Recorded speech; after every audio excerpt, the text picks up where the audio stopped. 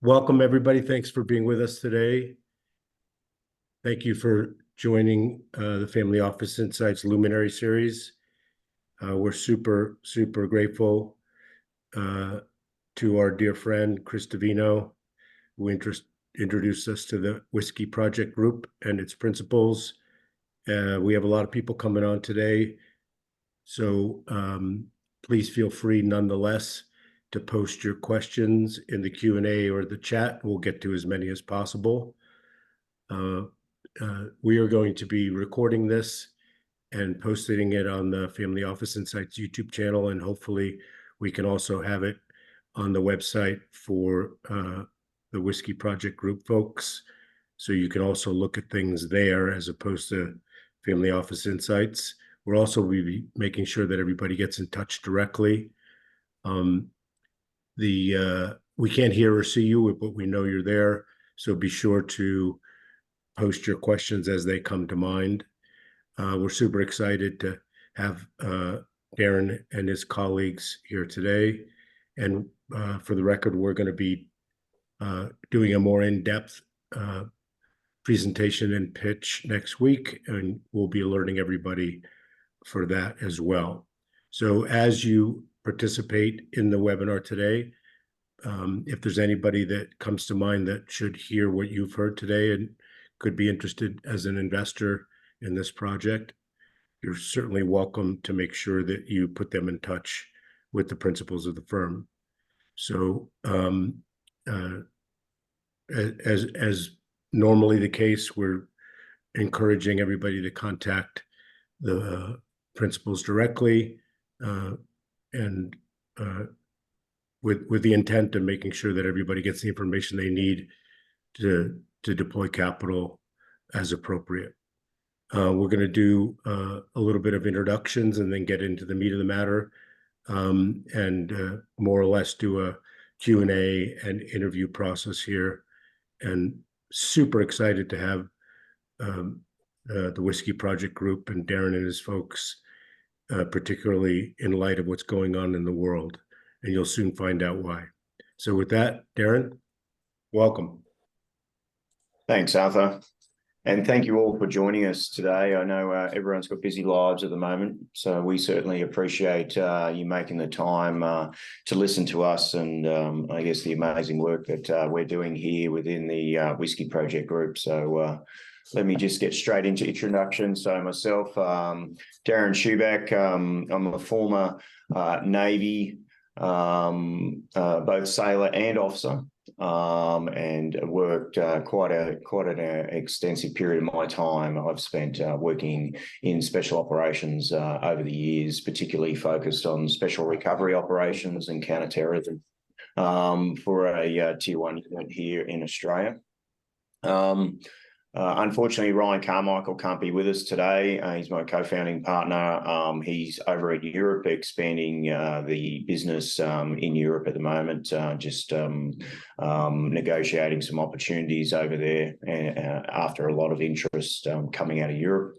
And then with me today as well, I have Paul Billingham, who's our chairman of the group. Paul, do you want to give us... Yeah, thanks, Darren. So, yeah, Paul Billingham, lovely to be introduced and to meet you. My role as chairman has been to help guide and work with Darren, Ryan, and the ever-expanding team, not just from a risk and governance perspective, but more commercially. My background was with Grant Thornton, who you'll be familiar with from the US, where I was national managing partner in various roles for a number of years. I retired from the firm 3 years ago, and now I'm effectively a professional director. But seem to spend most of my time working with Whiskey and with Darren and the team, which is obviously our most exciting one. Thanks, Paul. And also with me today, I have Robert Bakewell, who's our CFO. Robert. Yeah, good morning, everyone. Thanks for joining us this morning. I joined the Whiskey Project Group about 12 months ago this month, I think, just coming on board really to help with the very exciting expansion that's underway, particularly in the US. My background is one of CFO for top 100 ASX or Australian Stock Exchange listed companies, particularly in the manufacturing space. But really excited to be with the Whiskey Project Group at the moment. So. Thanks, Robert. And then also on the call today, we have Major General Paul Kennedy, former US Marine Corps Major General. Paul, I'll just skip through you, not to cut you out there, mate. Very important element of the organisation, and also we have our corporate advisor on board as well, which is George Stavru, who's also out here in Australia. If we keep saying good morning, there's a reason for that. We're currently sitting in Sydney in Australia.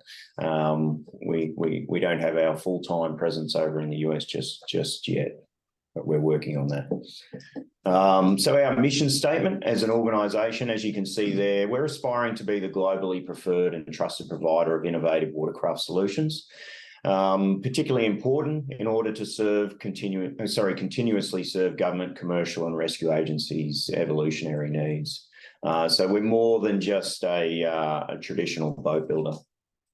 And you'll see that as we go through the presentation. I'll go into more depth around why we are different to, I guess, what you've historically seen when we come to boat builders. So today we're sitting here, we're looking to raise up to 20 million. We've so far we've secured just over $5.5 million at the moment.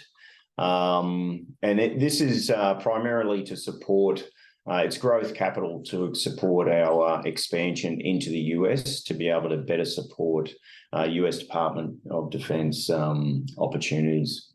We've already secured a significant contract with the US Department of Defense, DIU, after undergoing a very comprehensive down selection process of competing against 34 other vendors from around the world in demonstrating and showcasing a new combatant craft capability. We were the #1 down select, which resulted in a contract with the US Defence Innovation Unit to provide 8 vessels to the Marine Corps. The first 2 of which we're delivering early next month. So first part of February, we're handing them over to the Marine Corps down in California there in Pendleton. And this is obviously a precursor to further opportunities as the Marine Corps undergoes significant shift in its capability focus, transitioning out of fighting wars in the mountains and the deserts of the Middle East, and starts to transition back into the maritime domain. We're seeing that not only within the Marine Corps, but across a number of not only domestic units, but we're seeing a global shift back into the maritime domain at the moment. We're already participating in significant opportunities out here in the Australasian region as well, in particular, as Australia also shifts to put more focus on the Indo-Pacific region, thanks to the pressure that China is placing in and around the region out here as well. And then, as I spoke to, the Defence Innovation Unit opportunity and down selection process there has provided us with critical validation of exactly what we're doing and why we're doing it, which was recognised immediately by the end user and appreciated immediately by the end user. As part of the broader organisation, we have another line of vessels that we continue to deliver to a number of state and federal government agencies. They're primarily focused on the rescue and commercial markets, and we've got continuous revenue stream there of well over $10 million a year, just directly associated with that as well. Just as a group overview, just quickly. So, defence, our current clients are the United States Marine Corps through the DIU mechanism, the Australian Defence Force. We're just undergoing a contract negotiation to provide the Australian Defence Force with a number of high-speed landing craft. As some of you may appreciate, we didn't want to create a landing craft that does 8 to 12 knots through that critical surf zone.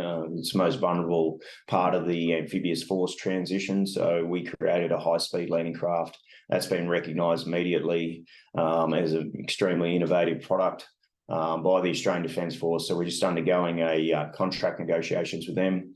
And then we're looking at also at broader US DoD opportunities as well. We've had both the Army, SOCOM, Air Force, SOCOM, etc., reach out to us, as well as we've had 21 countries throughout Europe reach out to us after seeing the whiskey craft earlier this year in Europe, and then Central and South America targets that we're in conversations with as well. Manufacturing, so our head office is right where we are right now in Sydney. We have our aluminium manufacturing facility up about 6 hours to the north of us in northern New South Wales. And then we have our subcontracted composite builder, America's Cup quality contracted builders, just about an hour to the north of us. And then we're in the process of negotiating an acquisition of a facility in Norfolk, Virginia. And that'll be our point of entry to create a permanent footprint in the US to commence the transition to full-scale manufacturing in the US domestic market there. And I'll go further into that later in the presentation. Our commercial and rescue markets there, a lot of those agencies probably don't mean much, but what I would say is that we are the #1 organisation providing extensive array of both rescue and commercial vessels to all the state and federal government agencies in Australia, New Zealand, and around the region. And what we're also seeing now is our craft being spread out through the whole Pacific region off the back of a number of federal government initiatives, etc. And then we also have a couple of licensed builders associated with that manufacturing plan. The leisure market, it's not our core focus, but what we do is we respond to clients who are interested in our craft because they're such a trusted and high-performing craft, as opposed to a lot of the cookie-cutter craft that you'll see, around the world. What we have is we've got, the preferred craft that are used by all the rescue agencies. So it's natural that a lot of the recreational customers say, well, I want a craft like that where I can take my family out and I know that I'm going to get home safely, et cetera, et cetera. So like I said, it's not our primary focus. And the market's certainly, sliding away from the recreational market at the moment. Our core focus here is, commercial and defence and rescue. So I just want to talk to the US campaign and what we've done over there. So and some of the background of the Whiskey Project Group. So I founded the business back in March of 2019. I registered the business there. After transitioning from the Navy, I got to the back end of my 25-year career in the Navy. As I said earlier, both as a sailor and an officer, as a frogman, and working in special operations. And I guess throughout my career, I witnessed a number of issues directly associated with small craft.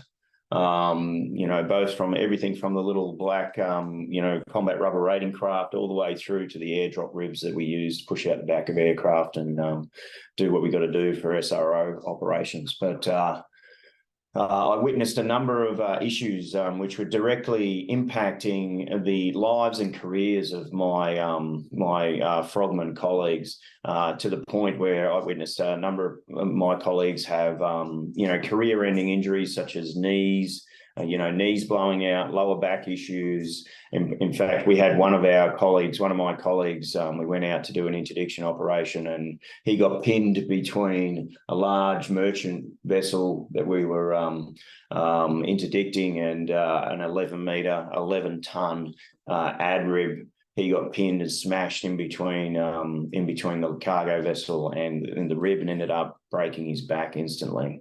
And then after that ended his career, obviously, and 6 months later he's contemplating suicide. So these are the issues that we were trying to address through the establishment of the Whiskey Project Group. So and the investigation into that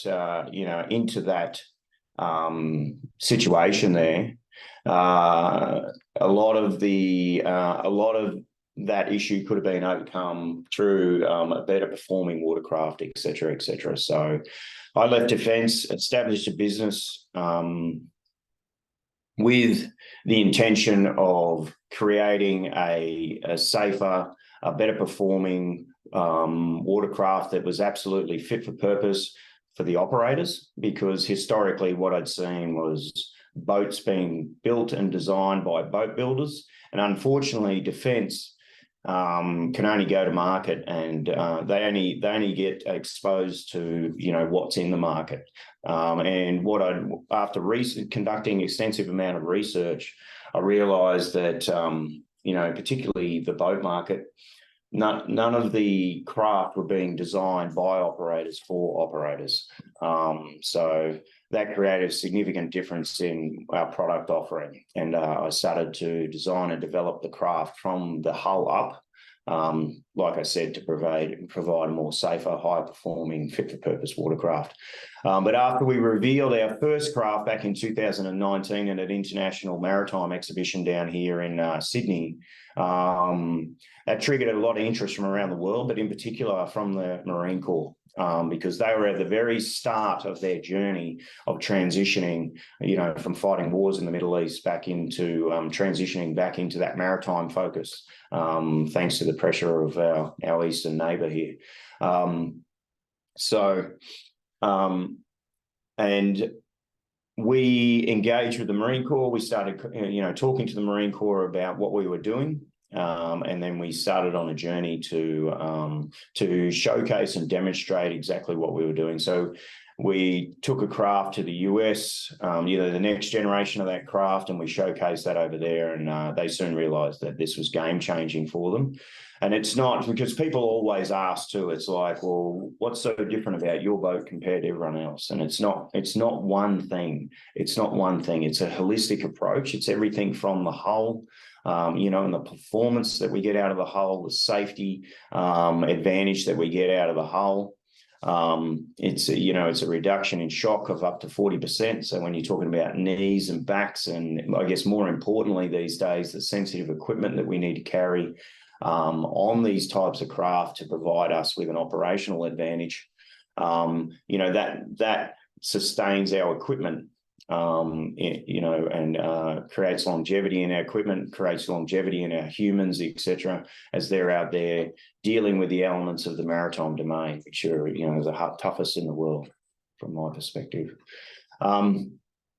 So then, as we, that's just the hull, and then we work into the craft itself, and everything's completely laid out in such a manner, not only ergonomically, but it's laid out in a manner so that we can actually fight and survive from these craft. So we're not jumping around engine hatches and cleats and all of these other bits and pieces that we found that were just thrown into the development of a traditional boat.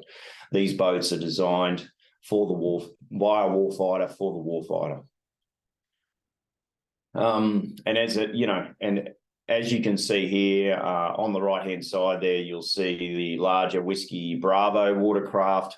That's the first batch of watercraft that we're delivering to the Marine Corps next month. So what we've got here, and when we look at this watercraft, the large one down the bottom there, you'll see that's the same footprint as your traditional 11-meter, 11-ton ad rib. But what we have here, through the unique design of this craft and the smart use of modern materials, etc., is we've got double the payload in this craft. Therefore, we can take twice the humans. We can host more contemporary warfighting systems such as missile systems, drones, all the rest of it off these craft, as opposed to the traditional craft that we've been exposed to over the past 20, 30 years.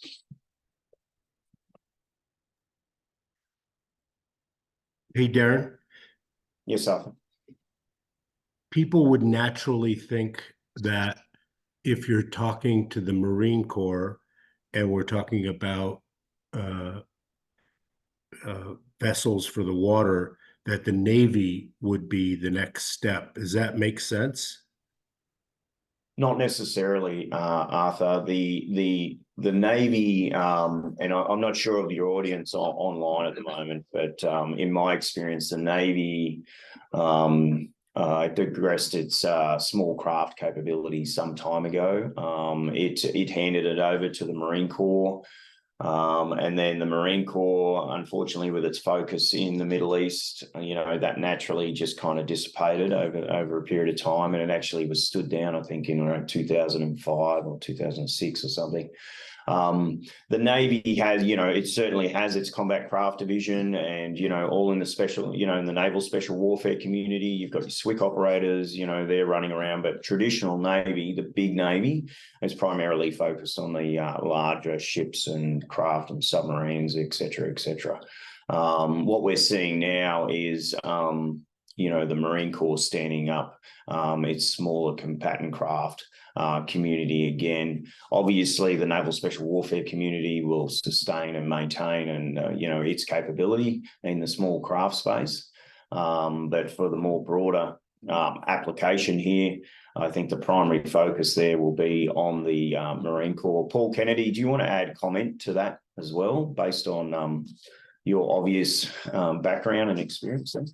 Talk to the Marine Corps and what they're doing. Yeah, I'd be glad to, Darren.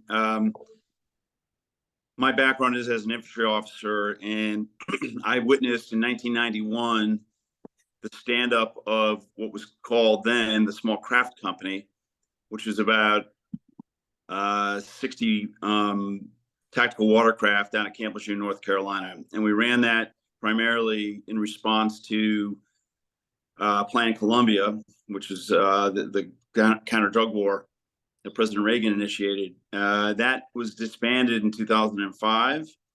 And in 2007, the Navy took over the mission with what they called the Riverines.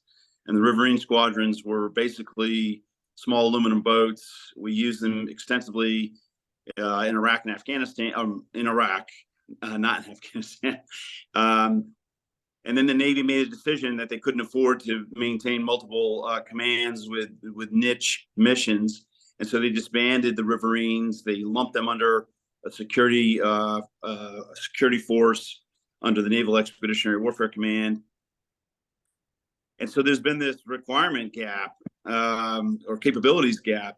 In 2015, we signed a requirement to rebuild the small craft company from the 90s. And back in 2021, 2022, the three active duty combatant commands, one on each coast and one in Japan, signed a letter signifying their requirement for the small craft for a total of about 120 boats.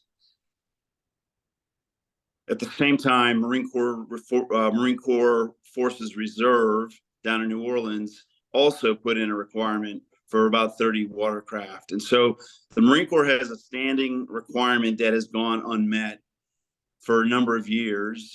And there was really no solution until Darren and the whiskey team provided them a purpose-built watercraft that meets almost specifically, in fact, it exceeds the requirements of what the Marines have been looking for.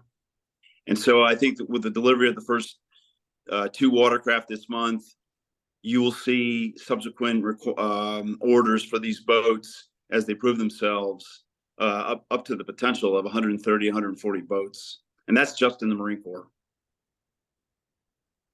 So yeah, thanks, Paul. Yeah, super helpful, Paul. Thank you. So what would be the next natural acquired, not that the Marine Corps would be enough to have a substantial company. What do you see as the next natural acquirer for these type of vessels? Yeah, Arthur, that's a good question. So we're already engaged in conversations with US Army SOCOM at the moment. They're trying to understand their maritime needs. They've got they've got a program at the moment where they're focused on the maritime domain and understanding what their capability requirements are. But they're very much engaged with the Marine Corps at the moment.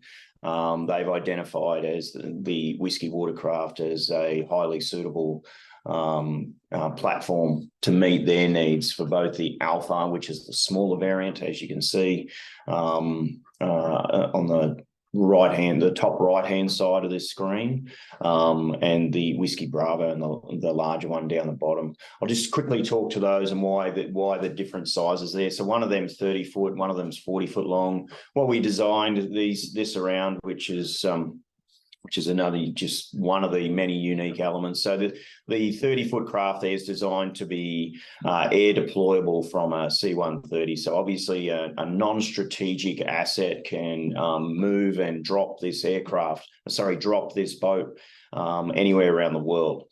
So what we wanted to do was, not tie up any strategic assets. Very important for the Marine Corps. They don't have as much access to the C-17 and the C-5s as a lot of the other organisations do. And then we've got the larger Bravo, which is air deployable from the C-17, C-5, etc. So, and they're broken down so they can host the different fighting elements as well. So we've got section and then platoon size lifts directly associated with, the aircraft lifts, so the helicopter lifts, and then the ground transport lifts as well. So it all ties neatly in together, and we're working towards a common combat data system so that our vessels are talking to the amphibious fighting vessel and it's talking to the F-35 strike fighter and etc. So this is the kind of work and technology that's going into these watercraft, which is making them significantly different from the quite, dare I say it, rudimentary craft that we've witnessed come through over the past couple of decades. So, and this is why the Marine Corps is engaged with us and others are reaching out. And then it's the foreign military sales path from there, isn't it? Yeah, so and that's right. And so it's not only US Army. There's there's the Air Force. In fact, I've got a meeting with the Coast Guard in about an hour's time as well. There's foreign military sales as well. So we're working towards the codification of these crafts so we can transition that into the foreign military sales catalogue. We've got a number of countries lined up ready to place some orders as soon as we enter into that program as well. So there's a body of work being done around that as well. But our core focus, which as I've said to the team, is about ensuring that we deliver this critical capability to the Marines and focus on that primarily over the coming months so that they can fight and win in around the Littoral region. And then we'll transition and look at the follow-on sales opportunities over the coming months and go from there. What we don't want to do is spread ourselves too thin. It's about transitioning, completing this cap raise so that we can transition to full-scale manufacturing to the US so that we can continually serve our immediate customer base over in the US. I think just adding to that, a lot of the hard work has been done to get to the stage where we're at, where the vessels are there, they've been accepted, we've won the competition. We're now talking about scale up. Yeah. How do we manufacture? How do we do it effectively? We need to be in the US to do this. So it's all well and good to manufacture here in Australia and put them on a boat. That isn't where we want to be. So our next stage, this capital raise, is all about raising the funding to allow us to make the acquisition in Norfolk, but also to expand our US capability for manufacturing on a global basis. That will become our manufacturing hub for the world. Yeah, and I think, sorry, Arthur, go. No, I just want to, obviously you've got a ton on your plate, but I want to field one of the questions from the group about the use in offshore drilling and that sort of thing. And again, I'm sure it's probably something you would like to do, but one step at a time. Does it make sense? Yeah, so I saw that question pop up actually. So our Naiad range of watercraft, which you would have seen earlier, absolutely services that industry. That is a purpose-built watercraft that's primarily used by a lot of the policing agencies, including our federal policing agency here in Australia. All of our rescue agencies. It's also used as pilot vessels, and it's also being used, to service the oil and gas industry for crew transfer vessels. But if we're talking security vessels and things like that, absolutely. We'd look at the whiskey watercraft, because I know there's a lot of challenges. Not only thinking, down in the Gulf there, but, more abroad if we're looking at, some of the maritime operations going on in and around Africa, etc., protecting oil rigs and things like that. Absolutely. This is the type of craft you want there. This is the type of craft that I'd want there anyway if I was, had to give some, provide some I guess, kinetic protection, whilst also being able to command and, control and communicate anywhere around the world. This is what this craft can bring to the fight. That's for sure. That's certainly the intention would be, Arthur, that we develop.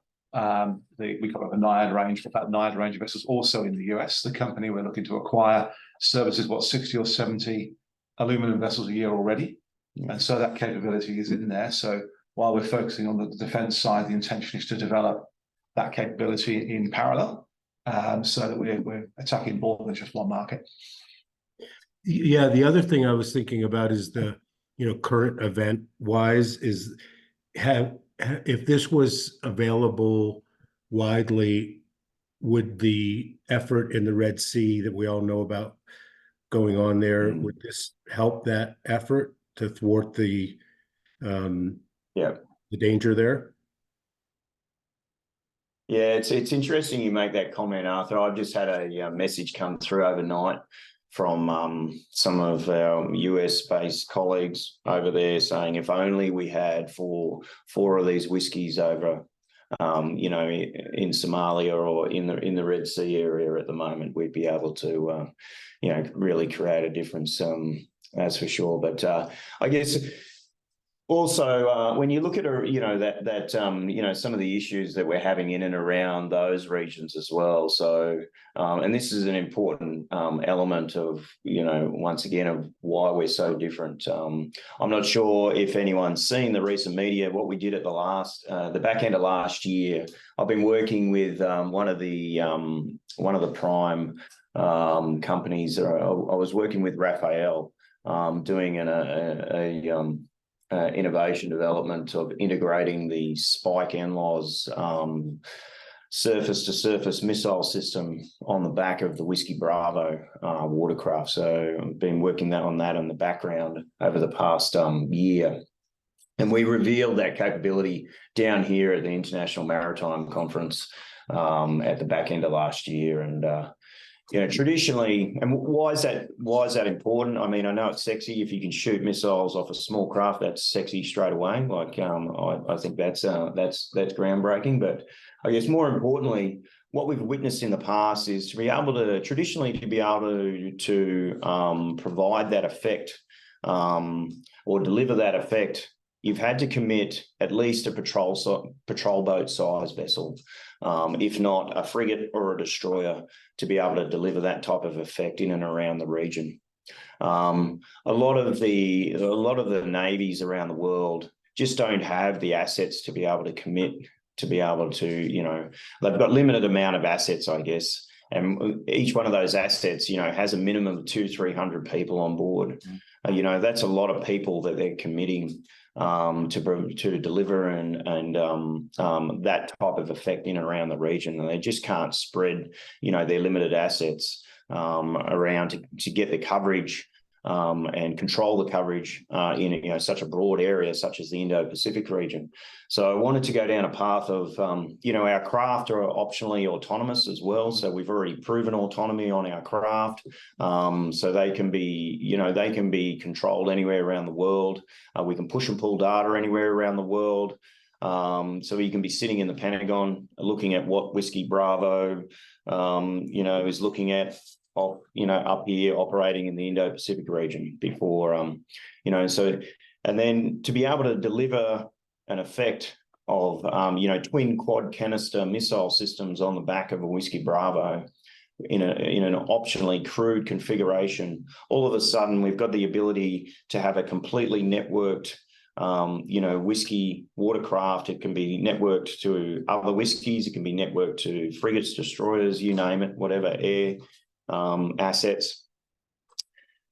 You've got the ability to have these dispersed assets that can act as ISR platforms, but then go and deliver a kinetic effect that a missile can provide in strategic choke points without putting any humans in harm's way.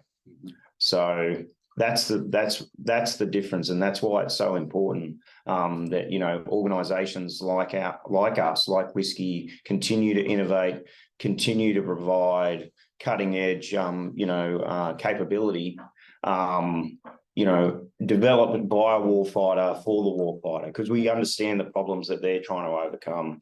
And what we're doing is we're saving. This is why the Marine Corps jumped on us straight away, is because we're saving them 3 years of development. So they're getting a competitive advantage instantaneously, as opposed to going to market, working with someone over the next few years, trying to explain exactly what they want. And then 3 years' time, they'll get a capability that's somewhat out of date because they were talking about it 3 years earlier.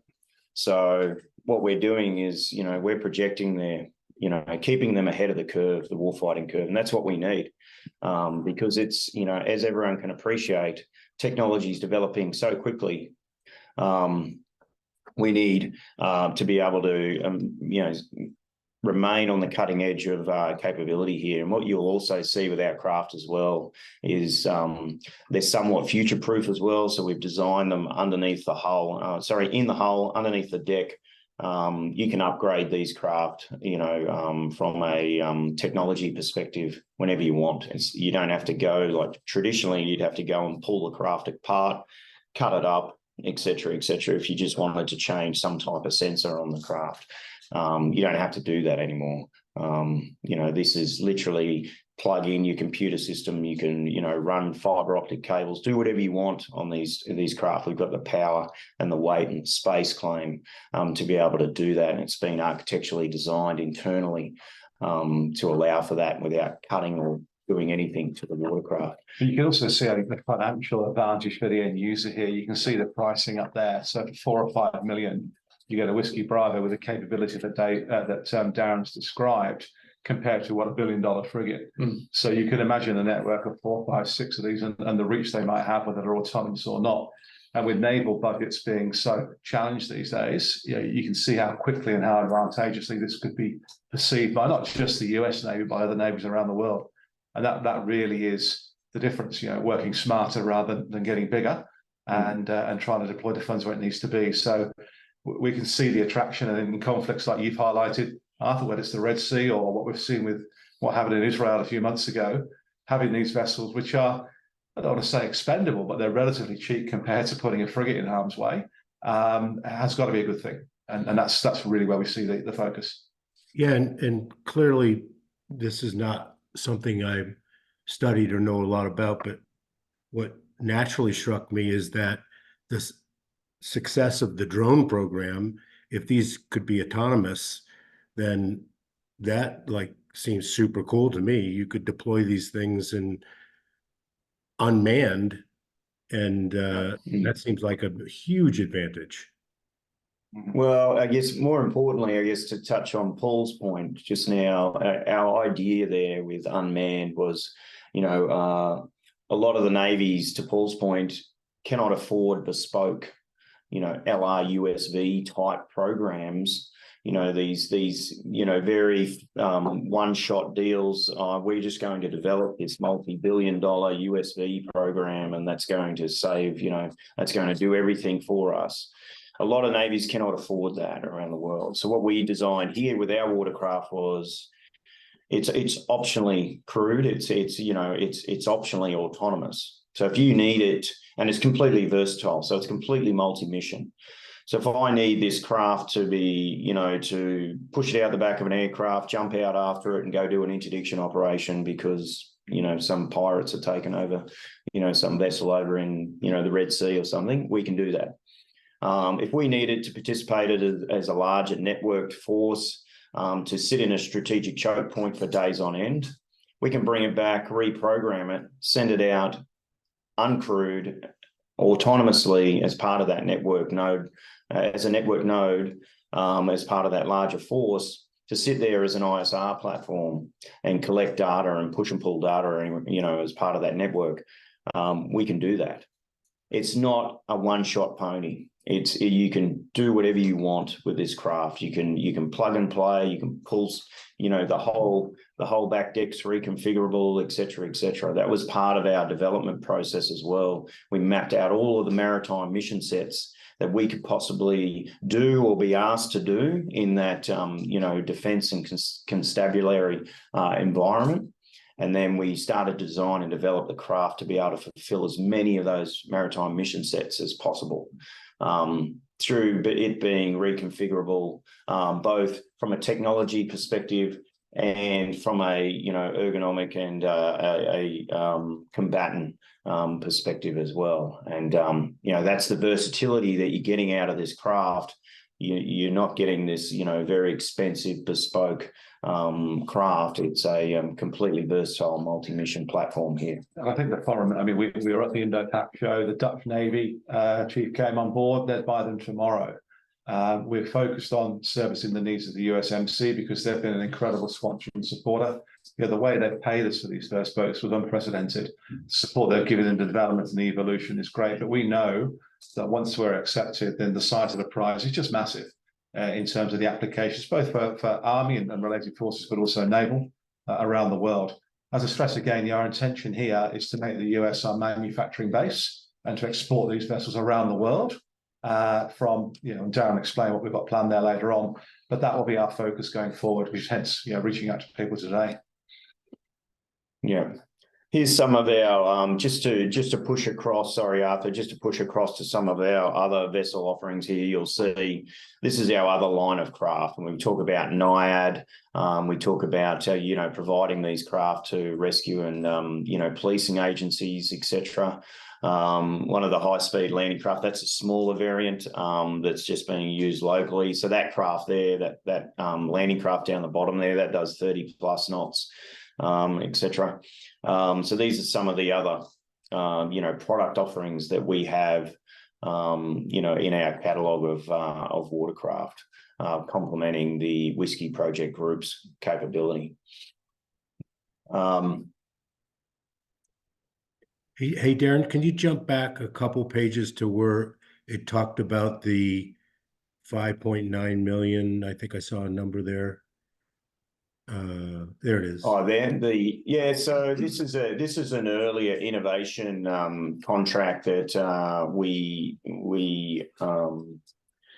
serviced with the Australian Defence Force. So some time ago, in fact, just pre-COVID, the Australian Defence Force identified what we were doing and the advantage of what we were doing, and then we were lucky enough to be awarded a $5.9 million contract with the Australian Defence to develop our Whiskey Alpha and Whiskey Bravo craft to provide, two prototype vessels to the Australian Defence Force for test and evaluation, which we did and we delivered, and it's been very successful. And the Australian Defence Force are actually right now looking at ordering a number of whiskey watercraft as well. Off the back of this, and off the, obviously talking to our closest ally as well, being the US, and monitoring what the Marine Corps is doing. And it's just a natural fit for us to be, utilising the same watercraft, because, we have, permanent Marines based out of Darwin in Northern Australia, right alongside our Australian Army colleagues and all the rest of it. So we're all going to be fighting the same fight together. And the Australian government, and particularly the Australian Defence Force, wants to be utilising the same platform. So we are truly interoperable, and it's obviously the benefit of interchangeability as well associated with all of these platforms when it comes to fighting side by side. So we have a question about when you anticipate the company based in the US, and I think it's a good opportunity to talk about the use of funds, and one of the reasons why this raise is so important to, number one, accelerate that and have the presence in the US. Yeah, thanks, Art. I mean, this is the exciting opportunity. So when we were in watching, we've identified an acquisition opportunity in Norfolk, Virginia, which is a 35-year established supplier of sustainment, vessel sustainment services to the US Navy. Really great reputation. And when we saw that as our opportunity to establish ourselves very quickly in the US, where we are with the DIU at the moment, we're doing this initial 8-boat order. They're all being made in Australia and exported. But we know they want to expedite the next group. And in fact, Darren expects to have that locked in very, very shortly. But they'd like to see us manufacturing in the US. Our solution in the US for the whiskey vessels is going to be the same as the solution we have here in Australia, whereby the hulls are actually made, the composite hulls, which is a highly skilled manufacturing process, are made under contract. And effectively, we fit out the hulls from there. So our initial approach to the US will be to establish a subcontract hull manufacturing capability, which is pretty much locked in already, and then for the vessels to be completed and then in the medium term sustained out of the Norfolk, Virginia opportunity. We've agreed financial terms to acquire that business. We also have an option to acquire the land on which it's situated. In the medium term, what we'll then look to do when the orders start to flow more quickly, we'll look for a liquidity event whereby we'll look to integrate vertically the manufacturing capability at Norfolk. So effectively building them from the ground up. We felt that this was a great way to get there quickly. It was low risk from the point of view of our major customer, which is the DIU and the Marine Corps. And it's something which brings other benefits. This company that we're acquiring is profitable. It has a number of existing relationships and contracts, and it's easily scalable. It's sitting on an 8.5-acre site on the waterfront near Portsmouth. And so for us, it represented a really great way to get there. So of the funds that we're raising at the moment, at least half of the funds are to acquire that business, but then also to put in the necessary capital expenditure to scale it up to where we need it to be. And that's something we can do quickly and simply. We have staff on the ground already at that facility in the US, and we're very clear with what we need to do. Essentially, with the way we manufacture these vessels, it's not highly capital intensive. The hull is made, and then we add the engines, we add the systems, and so on and so forth. And so our ability to scale quite quickly is significant. But we're working on the basis, Arthur, that we need to be able to manufacture in the next US financial year something like 50 vessels of Alpha and Bravo variants in the United States. And the reason for that is speed to market. We've won the race so far, but the other 34 companies who we beat aren't going to sit there idly. So we need to commercialize the win very, very quickly and manufacture very, very quickly. Darren's got some data on the existing suppliers vessels to the Navy and how many thousands they've provided. We literally see this as the opportunity to provide hundreds of these vessels globally per year. They are going to be based in the US, so we need to get this right and get this quickly done. The balance of our funding will be to support the work that we're doing here in terms of development of these vessels. Darren's already got ideas for the next generation of whiskey watercraft. We can't stand still. But essentially, this is all about capitalizing on the work that's been done for the last 2 or 3 years, which is why I said the hard work's been done, and really rolling out the vessels as quickly as we possibly can, both to the Marine Corps, to Special Operations Command, and then more generally around the world. What needs to happen, and how long do you think it will take for the Marine Corps to finish their study pilot and then flip the switch and say, okay, you guys need to go manufacture these things for us, and here's the order? Yeah, so another good question there, Arthur. So what's happening over the next few weeks now, actually, the next couple of months is we'll deliver the first 2 craft into Pendleton. We'll calibrate and commission the craft there because we've got some ITAR sensitive equipment that will need to go in there as part of our ISR and technology piece. From there, we hand the craft to NAVC. NAVC will do an evaluation. They've already been out to Australia to, you know, sit with our architects and engineers and already walked over the craft, et cetera, et cetera. So they're already meeting and in a lot of cases exceeding NAVC's requirements as far as being accepted by US DOD for in-service, to be brought into service. So that will happen throughout the month of February, where as part of the commissioning and handing over the craft. NAVC will endorse and certify the craft, and then they'll be in service officially with the Marine Corps post that. After that, they're doing a test and evaluation of hosting a number of different sensors and payloads on the craft as well. And then whilst they're concurrently, whilst they're doing that, they'll be looking at what the next order looks like. You know, there's some rumours getting around about what that looks like at the moment. They're very mature in their conversation as well, which is refreshing after speaking to the Australian government for so many years. But anyway, we'll park that. But it's a very mature conversation around what is the order size that allows us to continue to deliver, because they want to sustain our supply chain. They've said that we need you to continue production for us to meet their needs. But we also need you to transition to full-scale manufacturing in the US as well. So what is an order size that isn't too overwhelming for us to achieve that, but it's not too small, you know, where it's not viable, you know, it's not, you know, financially viable for us to continue to sustain almost 2 supply chains through that period. So I'm having conversations. I won't go into the details about that. So there's conversations happening already about what that interim order looks like to allow for us to do that, to Paul's point, so we can transition this year. So by the end of this year, we want to have full-scale manufacturing stood up and in production in the US. So I'll continue those conversations over the next couple of months. I'm anticipating, based on the conversations I've had, to have the next interim order locked in, leveraging the same existing contract mechanism by June this year.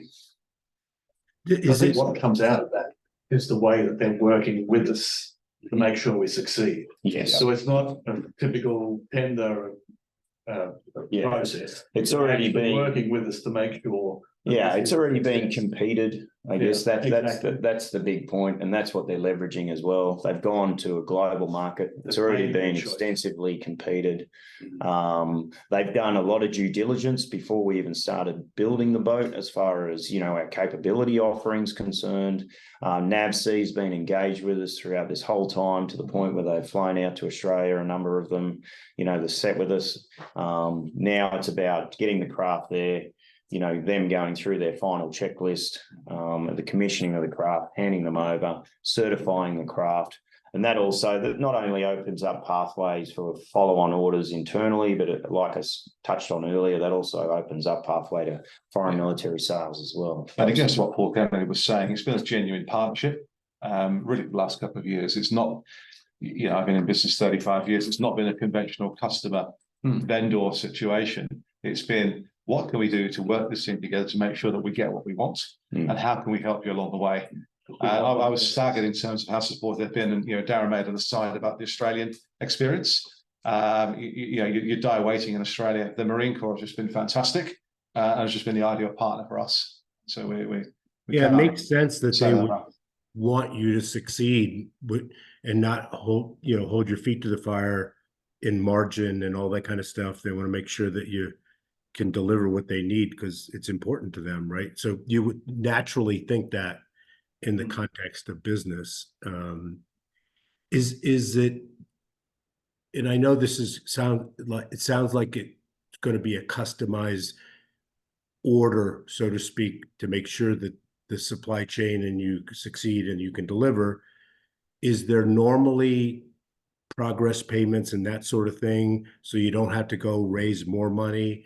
Or Yeah, that's right. Yeah.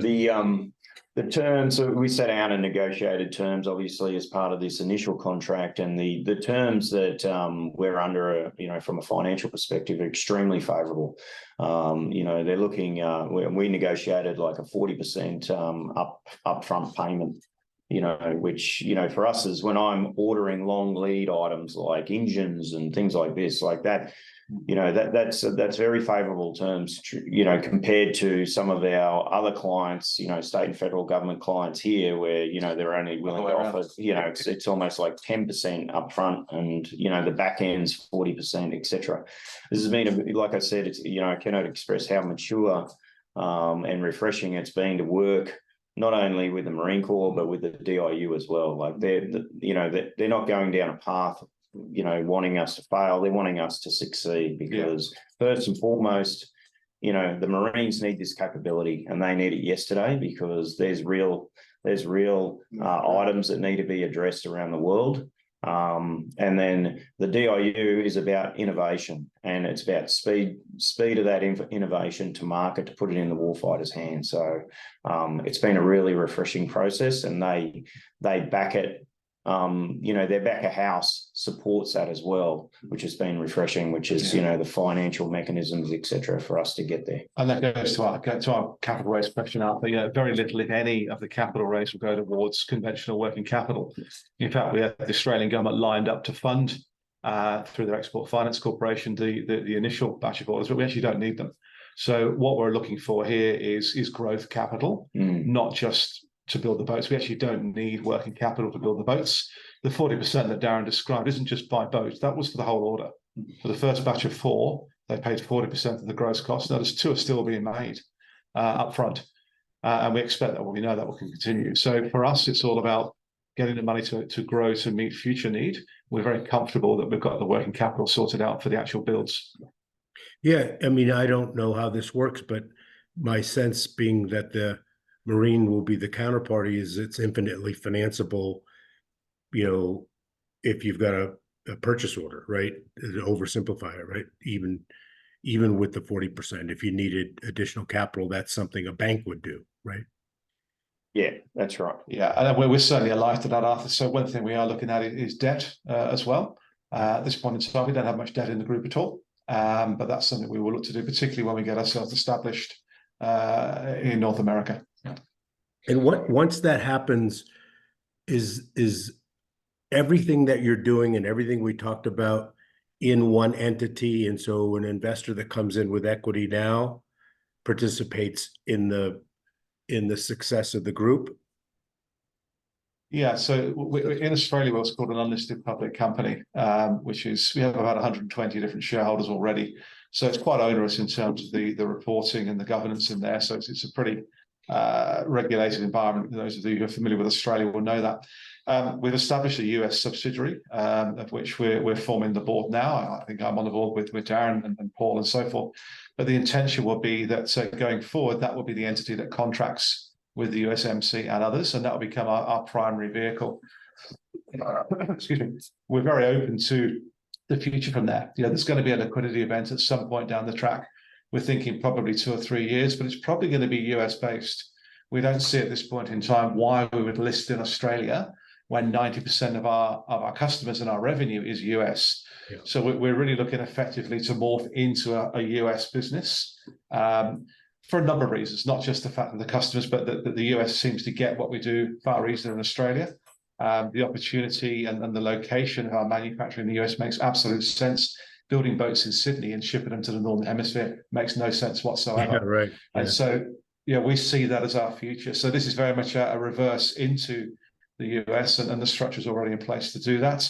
What Darren has been very good at is ensuring that where we manufacture and where we operate in the US has got appropriate political support.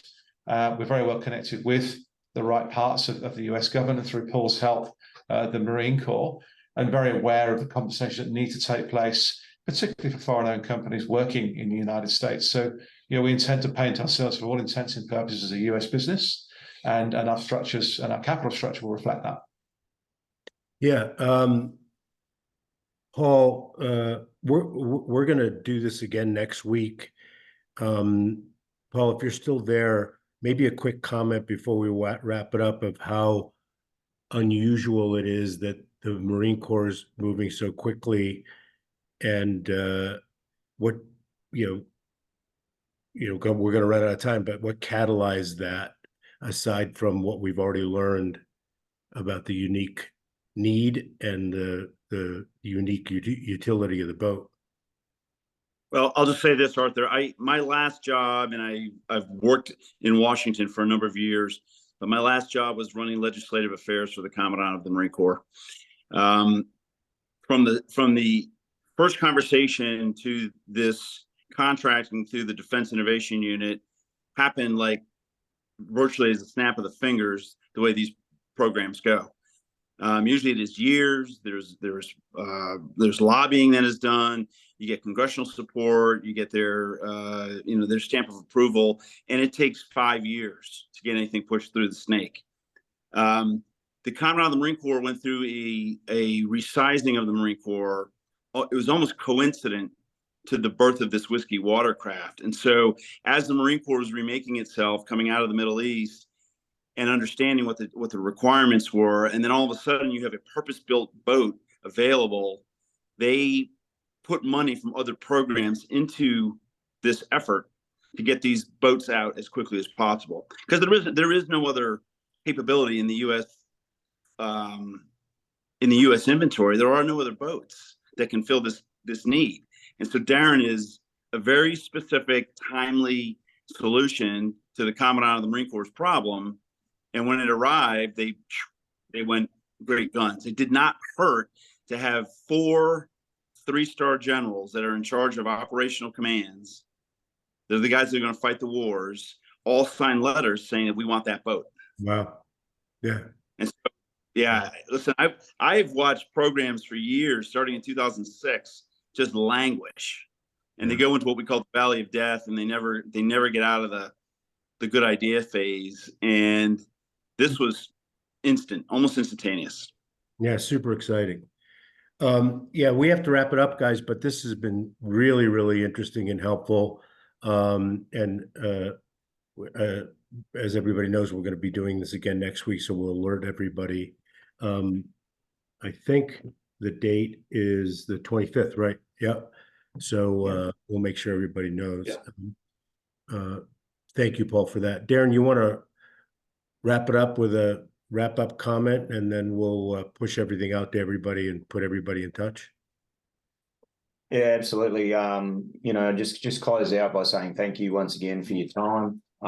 We've really appreciated it. This year is a big year for us, transitioning to full-scale manufacturing in the US. And I guess as I sit on panels, both in Washington and here in Australia, I constantly remind the audience that it's not about us. It's about the warfighter first and foremost. And if we can contribute in some way to make a difference, to provide them with an operational advantage, so that we can bring home our sons and daughters, then we're just proud to be part of that. So thanks for your time, Arthur, and thank you everyone that's on board with that. Yeah, and we look forward to seeing you again next week. For sure, and I'm super happy to be involved too. Thank you all very much, and thank you for everybody who attended today. And as I always say, thank you for spending with us the only thing you can't make more of, and that's your time. Till next time, guys. Thank you so much. Thank you. Thanks. Well done.